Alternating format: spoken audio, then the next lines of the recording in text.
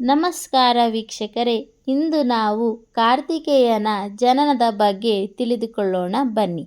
ತಾರಕಾಸುರ ಎಂಬ ರಾಕ್ಷಸನು ಬ್ರಹ್ಮನಿಂದ ಒಂದು ವರವನ್ನು ಪಡೆದಿದ್ದನು. ಶಿವನಿಗೆ ಜನಿಸುವ ಮಗನೇ ನನ್ನನ್ನು ಸಂಹರಿಸಬಲ್ಲನು ಎಂದು.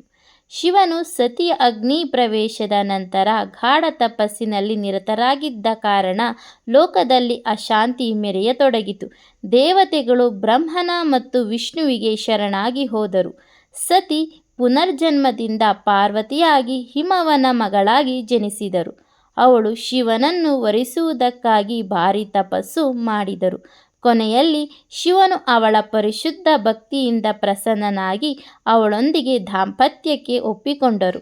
ಶಿವ ಪಾರ್ವತಿಗಳ ದಾಂಪತ್ಯದಿಂದ ವಿಶ್ವ ರಕ್ಷಣೆಗಾಗಿ ಅಗತ್ಯವಾದ ದಿವ್ಯ ಶಕ್ತಿಯು ಉದ್ಭವಿಸಿತು.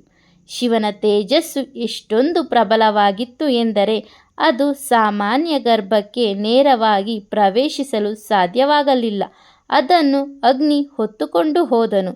ಅಗ್ನಿಗೂ ಅದನ್ನು ಧರಿಸಲು ಸಾಧ್ಯವಾಗದೆ ಅದನ್ನು ಗಂಗಾದೇವಿಯಲ್ಲಿ ಕೊಟ್ಟರು. ಗಂಗೆಯ ತಟದಲ್ಲಿ ಆ ದಿವ್ಯ ತೇಜಸ್ಸು 6 ಕಂದಮ್ಮಗಳ ರೂಪದಲ್ಲಿ ಹೊರಬಂದಿತು.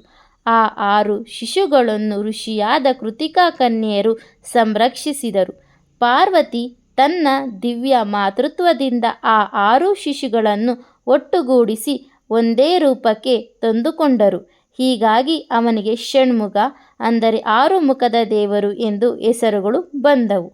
ಬಾಲ ಕಾರ್ತಿಕೇಯನು ಶೀಘ್ರವಾಗಿ ಮಹಾಶೂರನಾಗಿ ಬೆಳೆದರು. ದೇವತೆಗಳು ಅವನನ್ನು ದೇವಸೇನೆಯ ಸೇನಾಧಿಪತಿಯನ್ನಾಗಿಸಿದರು.